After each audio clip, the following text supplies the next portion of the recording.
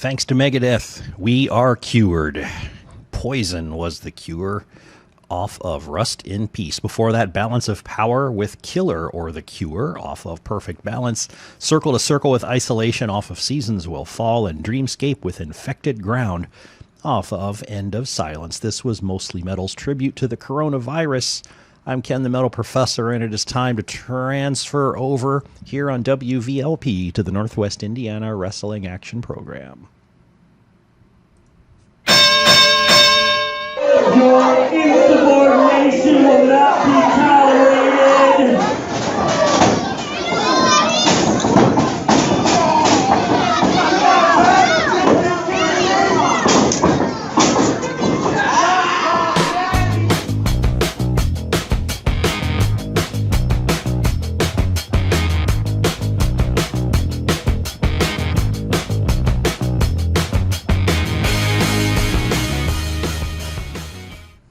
It is the Northwest Indiana Wrestling Action Program. I'm Ken the Metal Professor.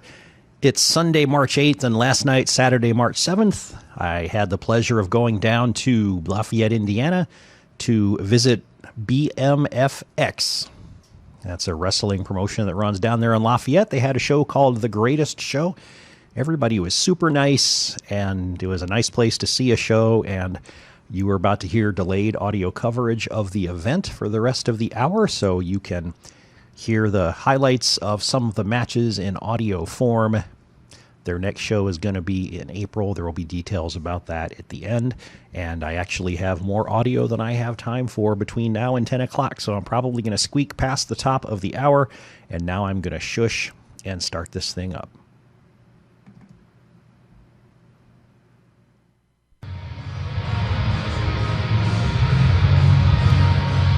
Greetings, wrestling fans. This is Ken the Metal Professor.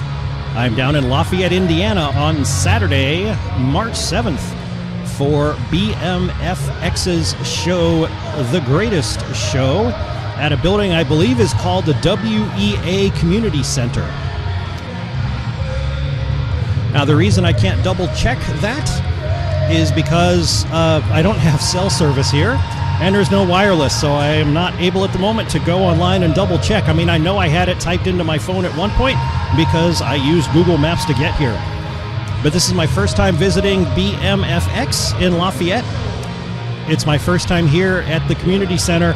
It's a nice building. It's new, it's clean, it's like shiny. There's a wooden floor. It's like a faux wooden floor. I think it's plastic or something like that, but it certainly looks like a wooden basketball floor. Bright white walls, outlets about every 5 feet, which is tremendous. Actually, it's so nice in here that I felt kind of bad when I unpacked all my equipment, and now I've got wires dangling all under my table, and I feel like I've dirtied up the place. But we'll let that go for now. So we have a 5-match show on the card tonight. One of them is a fans bring the weapons match. So I have brought like a 7-pound old chemistry and physics textbook kind of thing that's like a giant brick. I see people have brought broomsticks. Rick Raid is here. He's going to support Austin Fury, and he has a garbage can lid over there in the front row. So I think that's going to be pretty fun. But yeah, the show's ready to start in about 15 minutes. Hopefully I've been able to successfully talk over the house music, and you'll hear me again when the action gets underway.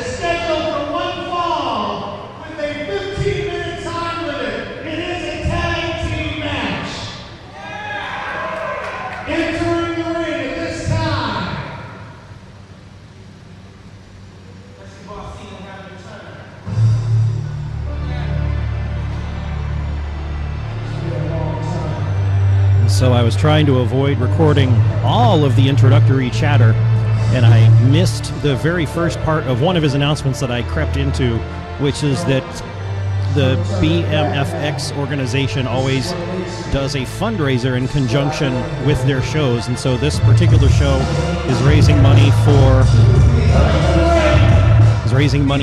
food pantry, and I can't get away from them, Jeremy Hadley and Luis Rojas.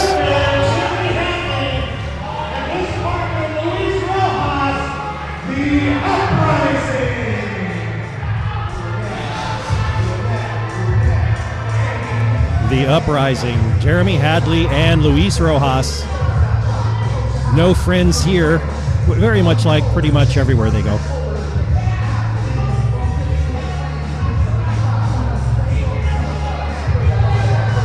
I will give it to Luis Rojas for his nice and colorful kind of teal and orange singlet. That's nice and colorful there.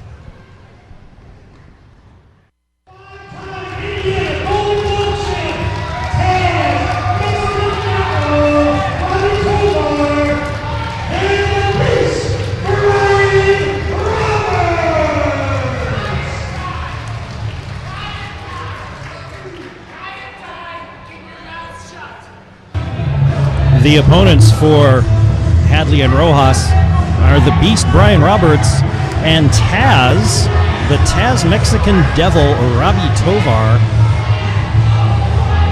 Brian Roberts is out, as well as two other people wandering around the outside of the ring, one of whom has a stuffed Tasmanian devil on a pole.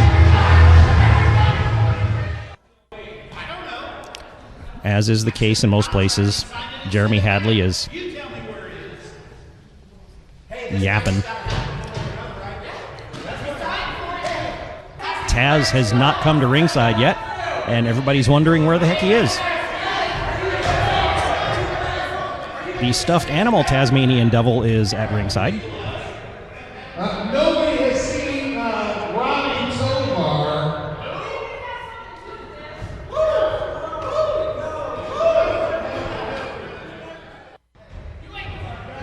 All right, so Robbie is nowhere to be found. So it looks like this match, Beast, is this going to go on? I'm the commissioner. What are you doing? Shut up. I got a great idea. Since Taz is not here and Beast is here, and you know Beast loves these two guys, how about we make this a handicap match? What do you say to that? What do you say, big guy? What do you say, guys?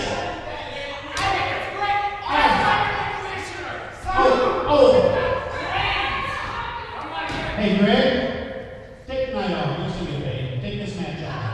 I know, we'll get paid. Yeah, you'll get paid. And so this match has become a handicap match in the absence of the Beast's All right, so partner. what's going to happen with the ref now?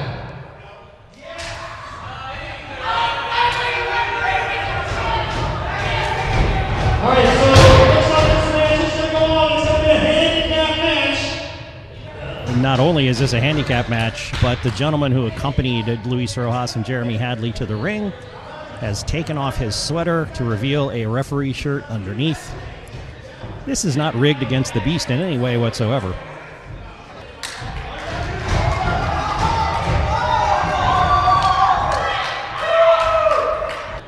Oh, and just at the last minute, Taz has come into the building through the front doors wearing boxing gloves. He is a Golden Gloves champion. So the sides are even again at 2, but the referee situation is still a little shady. You guys want to see a wrestling match? Do you want David Lee to shut up and call this match?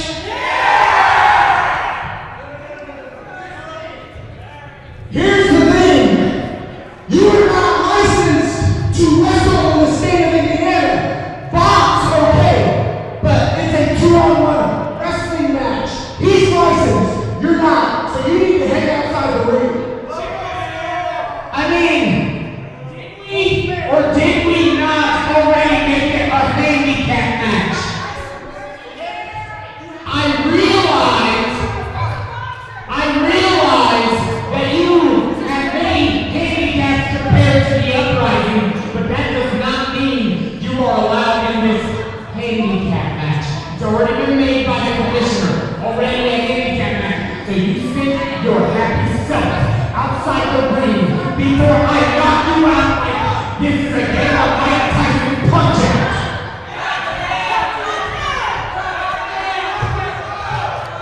Jeremy Hadley and Luis Rojas JD are diving into the legalistics and saying that since the match was announced officially as a handicap match, that Taz is not a legal participant, even though he did show up. And given the ref situation, they're going to get away with it. And so it's 2 against 1.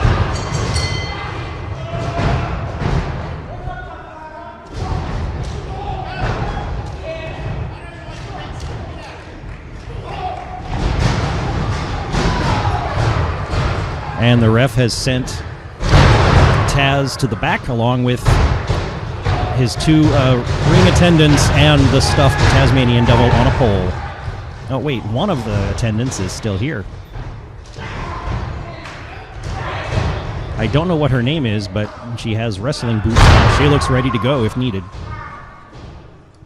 So maybe Brian Roberts the Beast does have a little bit of backup.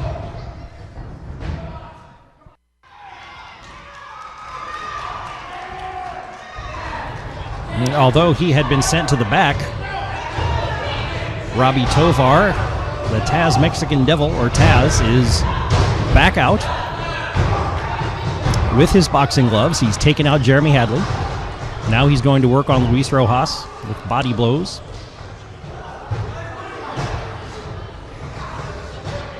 The ref doesn't know what's going on.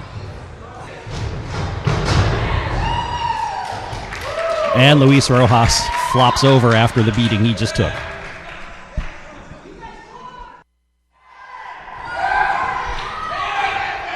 After a spear on Luis Rojas, Brian Roberts is pinning him, but the ref is distracted. Somebody rang the bell.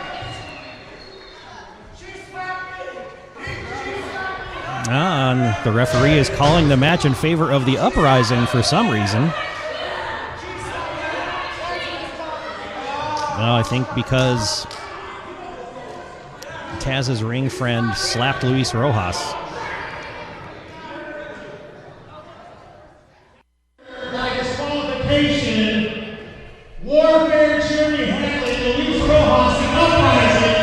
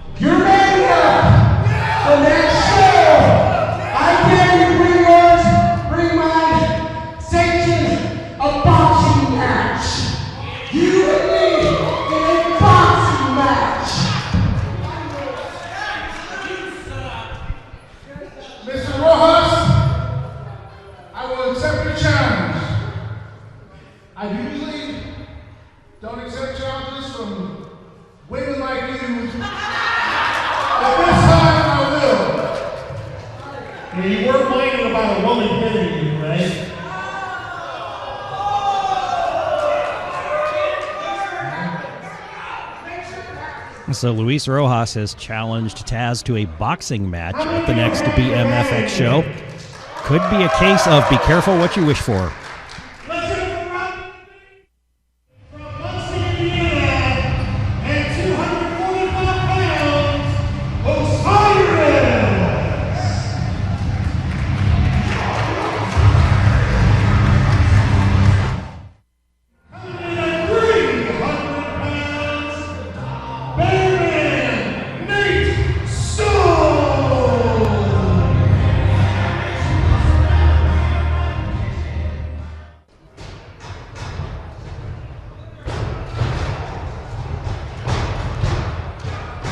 So as they say, card subject to change. Looks like Dave Martin is not the opponent for Osiris. It is Bearman Nate And it sounded like Nate Stone or Nate Soul, but he's wearing a shirt that has his name on it, so maybe at some point I'll get a good angle.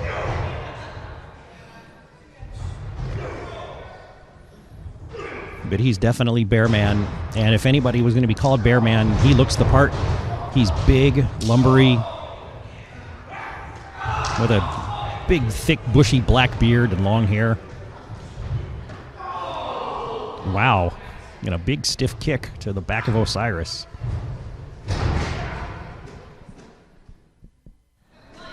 Now he's doing like this, the alligator death roll. He's got his opponent Osiris in a headlock on the mat and then rolling him back and forth like an alligator with prey in its jaws.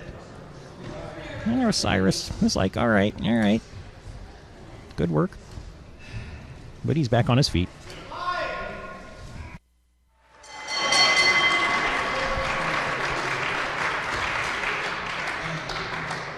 Bearman Nate, I'm going to go with it. Nate Stone. Pinned Osiris. Osiris tried to do some sort of like a springboard slam out of the turnbuckle into Bearman and missed.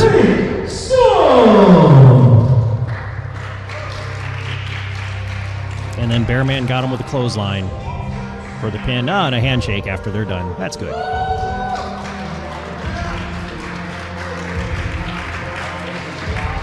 Okay, here comes Bearman. I can read his shirt. It is Bearman Nate Stone. For once, I kind of guessed, and I was right.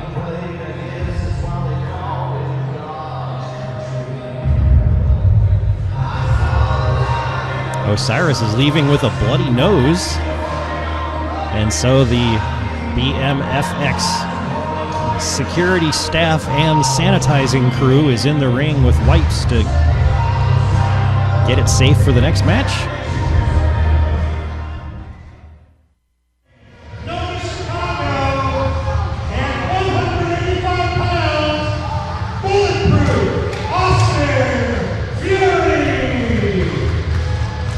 So here comes Bulletproof Austin Fury waving off the crowd. We're about to find out if he's not only bulletproof, but also auto-accident proof.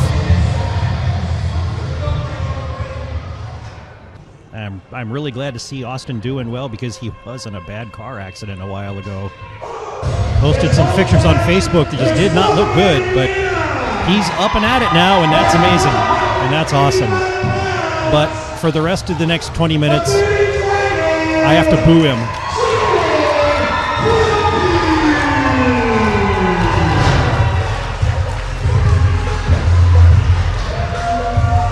Because here comes my brother in beard, Jared Kripke.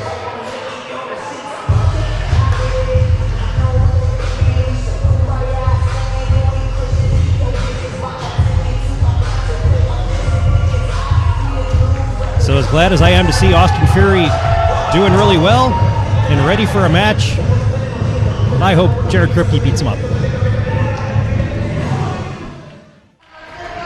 Without even getting into the ring, Austin Fury waved off the crowd and walked away. Oh, but he's back.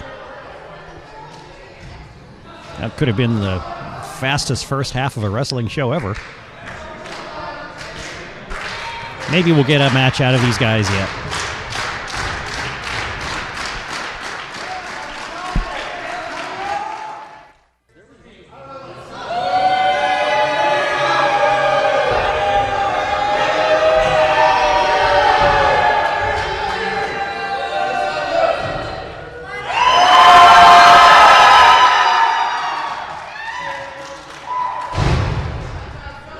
The bell has rung, and the first lockup is a lockup in spirit.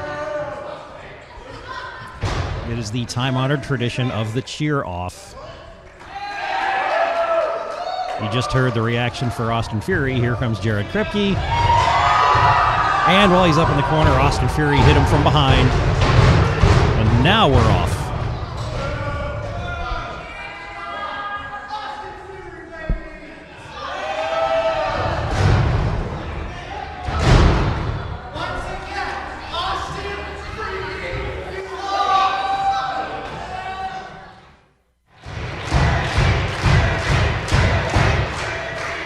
the two are outside the ring, and that reaction you just heard is for Jared Kripke, who pulled off a skateboard-assisted clothesline. Got his skateboard up to speed and clotheslined Austin Fury on the floor. And then that thud you just heard was him backdropping Fury onto the ring apron, which, as you know, is the hardest part of the ring.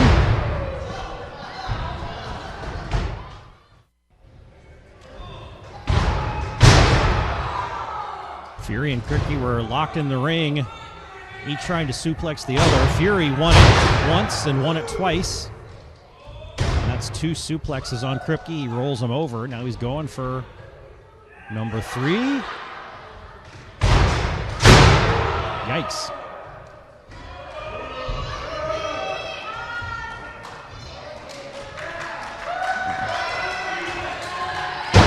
He'll get no cheers for that.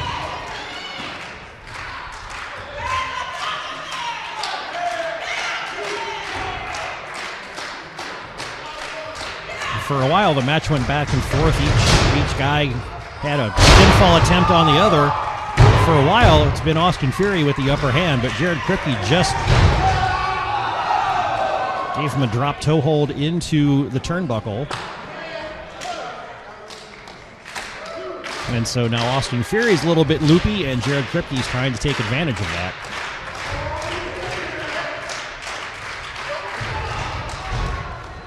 Until Austin Fury kneed him in the head. And then a suplex with a hooked leg, but not a 3 count.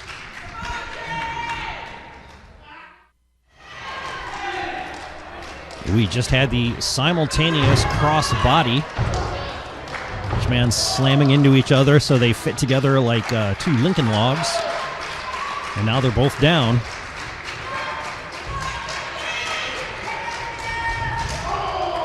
Big chop from Austin Fury. That was Jared Kripke smacking Austin Fury. We'll just be quiet now. Listen to this for a bit. Kripke on Fury. Fury on Kripke. They're not as loud, but they were repetitive.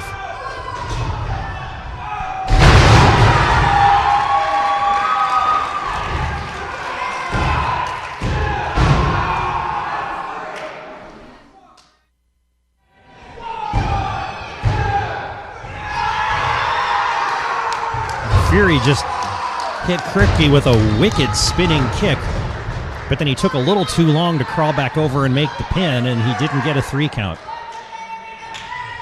Now he's questioning the referee's skill in counting to 3.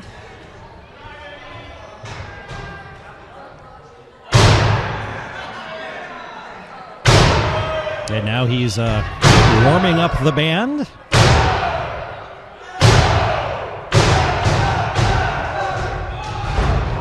Attempted kick. Kripke dropped out of the way and then hit Fury with a bulldog. Now he's going up on the top rope in the corner.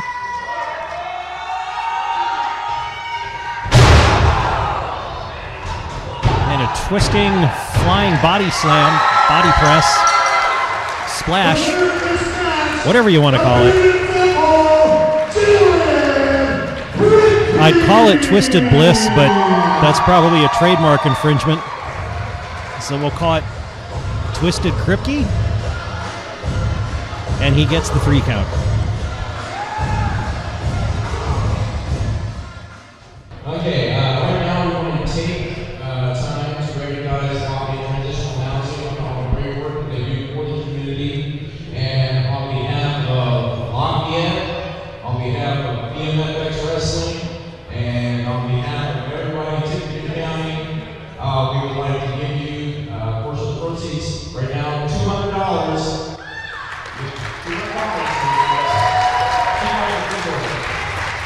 Thank you guys so much. Thanks to the Beast and BMFX and all of you guys. You consider yourselves a part of the homelessness in our community with this donation. So thank you guys so much. Have a great night. And that right there is why local independent wrestling is awesome, because the Beast Brian Roberts was just able to give $200 collected tonight to the transitional housing organization in Lafayette that this show is a fundraiser for.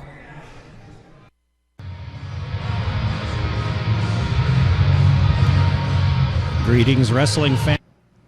False start there. That is the end of the first half, at least by what's separated with intermission, of the show, The Greatest Show, put on by BMFX Wrestling in Lafayette, Indiana yesterday. And we're just about ready to kick off the action from the second half of the show, which by clock is not going to be as long as the first half. You're listening to the Northwest Indiana Wrestling Action Program here on WVLP 103.1 FM in Valparaiso, Indiana. And I should point out that one of the things I had to clip out due to time constraints, which I'm going to blow up as it is because the audio from the next half will squeak past the top of the hour for a few minutes. At the end of the first half, two gentlemen were invited to come to the ring, Scott Storm and Cage Stevens. They're the hosts of Heated Shenanigans podcast, which has its home down there in the Lafayette area. They talk about wrestling on the Indiana scene and the national scene and everything else in between. And apparently at BMFX, they've had a tradition recently of doing quick, kind of in-ring interviews with someone selected from the audience, which is kind of cool. And so they brought somebody up from the audience who had been pre-selected, and they asked him who he thought was going to win the audience brings the weapons no DQ match in the second half of the show. And he said that he thought that Joey Owens, JKO, was going to win. Well, this didn't sit well with Damian Black, JKO's opponent, who came out to the ring and stared a dagger through the audience member. Now, he knew not to touch him because there would be many legal ramifications. But he got in the ring and started jawing with the Heated Shenanigan podcast guys, and eventually it got physical. He clobbered the smaller of the two podcast guys, Cage Stevens. And Scott Stone took umbrage to that and got in Black's face. And then so they rumbled a little bit. But eventually Scott Storm went down and Damian Black went over to inflict some more damage on Cage Stevens. And, Cage put up a good fight to come back, but Black ended up giving him a power slam. And so he sort of left the wreck behind him in the ring. And as he was gloating and leaving the ring, Scott and Cage got up, and I guess they actually used to have matches themselves. They are not strangers to the ring, although it may have been a while since they had been in one, and they have now challenged Damian Black to a match at the next BMFX show. Damian Black is allowed to pick a partner of his choosing. And so that will be interesting to follow up on. Now, there's no audio from that because that bit went on for about 10 or 15 minutes. And even though I just spent like 3 recapping what happened, I didn't save any audio, although I did pass the audio over to the podcast guys. So you may hear it if you dig up Heated Shenanigans podcast. Go look for them on Spotify, maybe YouTube, anywhere. As they say, anywhere you get your podcasts from, you should be able to come across them. And maybe in a couple of episodes, however long it takes, they may have some of that audio. Maybe they'll have video footage getting posted too, because I know they were recording at the time. All right, so going back to half 2 of BMFX's show from last night down in Lafayette, Indiana. He is the Overmatch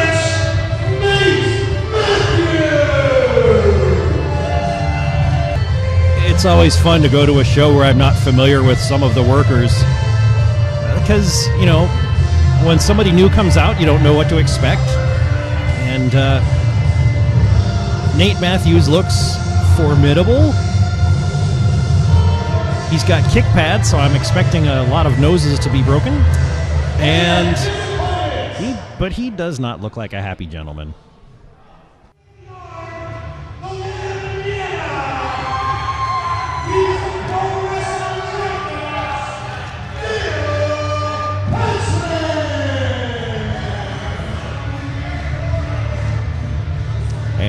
opponent is Dale Patricks. He's a happier gentleman. And the crowd likes him better.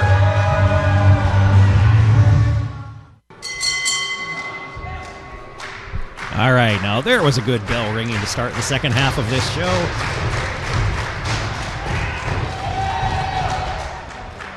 There are only 2 matches announced for the second half, but this one has a longer time limit allowed than the others, 25 minutes. All right, we've had 2 lockups so far with some arm bars and collar and elbow tie-ups and rolls here and there.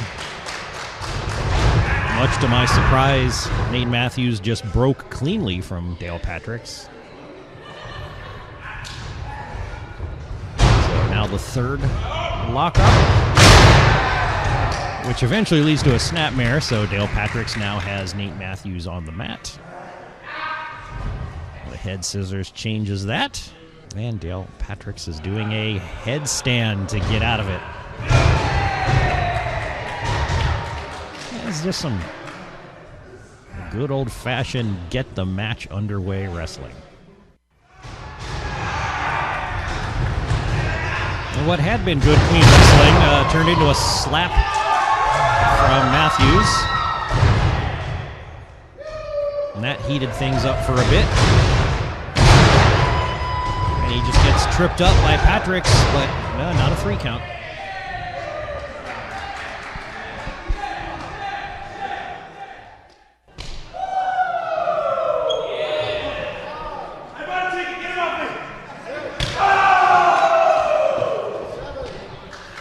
The action has come out of the ring to the chairs near where I'm set up, so hopefully that chest chop got picked up really well. Now they're around to the other side of the ring, still on the floor.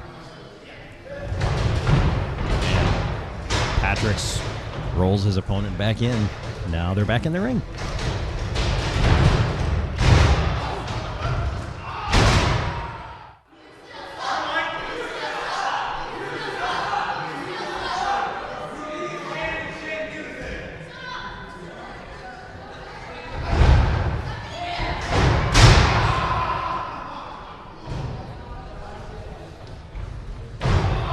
Matthews got the upper hand on Patricks, and so the crowd was letting them know that their opinion of him still had not changed.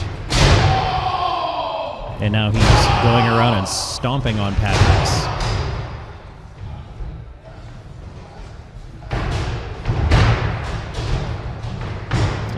Attempted pinfall, but didn't even get a 1 count. Patricks was having none of that.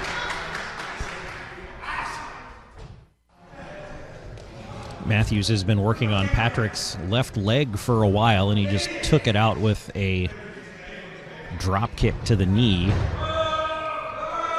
While Patricks is in the ring, nursing his knee, and the ref's looking at it, Matthews is outside of the ring, posing to the ringside camera. And Patricks had a slight burst of energy and tried to roll up Matthews. Almost got away with it, but not quite. And then Matthews repaid him with a fisherman's hook suplex. I think that's what it is.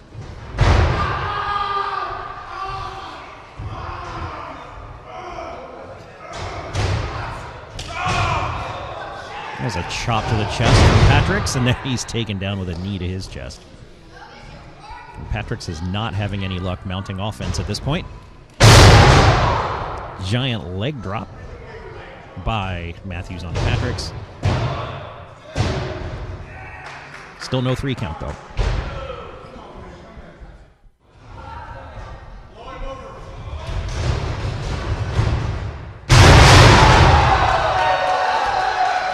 The two had been playing a game of exchanging elbows until Matthews just swung and missed. And Patricks dropped him with, well, can we call it an RKO? Probably not. I don't know the technical name of the move behind the RKO, but that's what it looked like.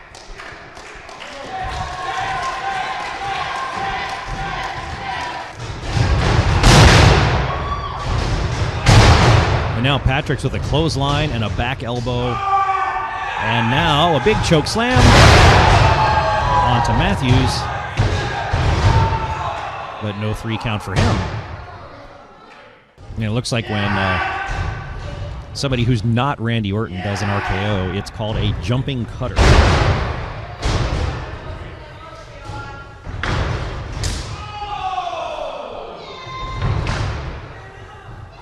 Matthews just got Patrick's with a vicious knee strike there. Now he's putting him in a figure 4. This is for the second time. The first time earlier, Patrick's was close to the ropes. Now he's farther away, and with all the damage his legs have taken, yep, he's tapped out. Nate Matthews is your winner. Nate Matthews!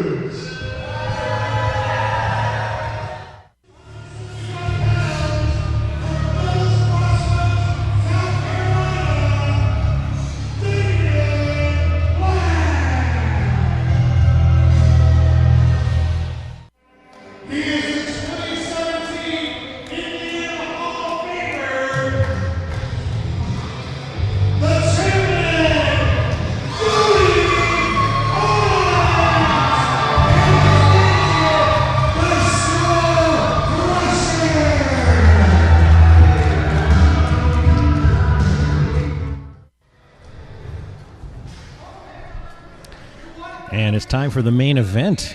Damian Black versus JKO. Fans bring the weapons match so far. Weapons have been brought out by crew or the workers, the wrestlers themselves. Catering got raided. There's cookie sheets and round service trays. There's a mini barbed wire baseball bat. There's a chair. There's a kendo stick. And then whatever's in the crowd waiting.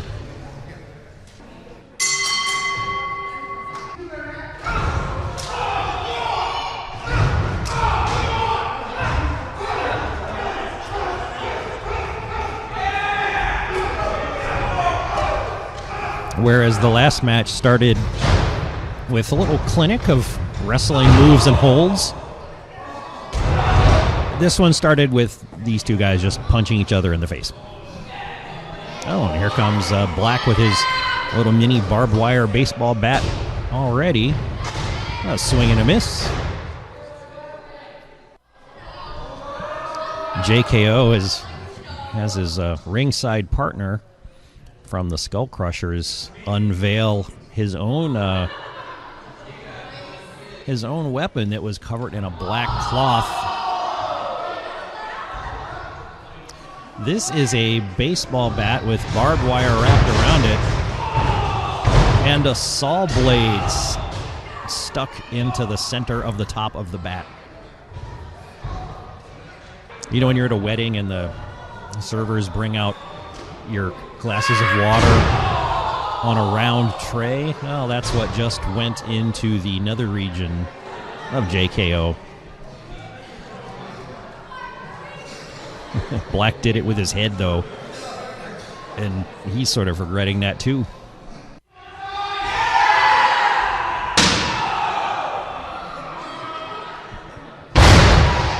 That was the round tray hitting the top of Black's head.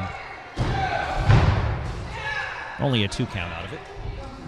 JKO just got Black in the spine with the little barbed wire bat that Black had brought out. And while he was regretting life, JKO went outside and brought in the garbage can lid and the television screen, the flat screen TV, both courtesy of Rick Raid. But then he went outside to get Black, and Black managed to get in a blow, and now neither one of them are in the ring near the plunder. But JKO has a broomstick from somebody in the crowd.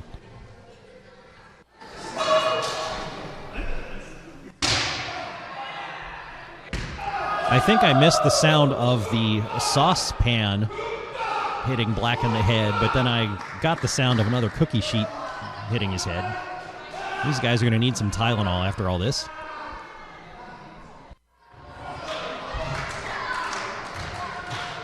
Black was pulling an Undertaker.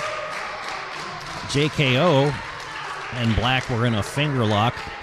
Black walked away from the top turnbuckle along the ropes out to the middle. And JKO did what all of Undertaker's opponents should have done, which is just yank him off the rope with his arm. Here comes the TV screen. Oh, intercepted. Oh, not intercepted.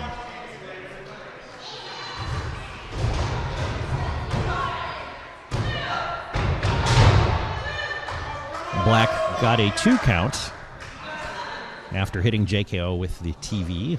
That was a pretty sturdy TV. I don't think it broke when that happened. I'll have to go check out what brand that is afterwards. Black is outside the ring looking for more plunder. If one of them comes over here, I'm ready with my 64th edition Handbook of Chemistry and Physics, which is about 1,400 pages of book.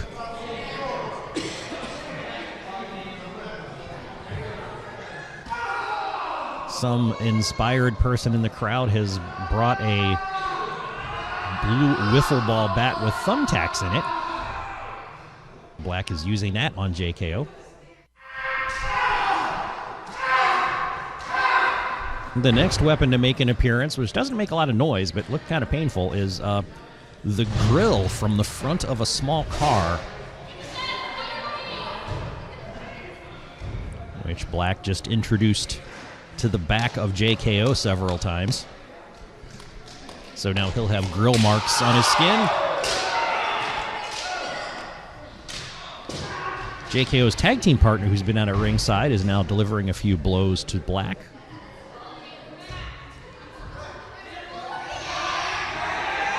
And then he got a belt, a leather belt, from somebody in the front row.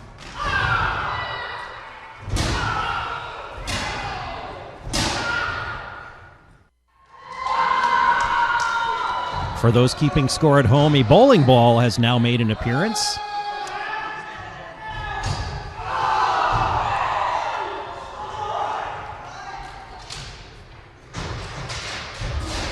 The unfortunate combination there was not only was the bowling ball rolled into the splayed legs of Black, but before it got there, the little barbed wire bat had been set up right there at the bullseye, if you know what I mean. And then after that, and after a backdrop into a steel chair, JKO finally gets the win. Nobody used my book. I'm kind of bummed.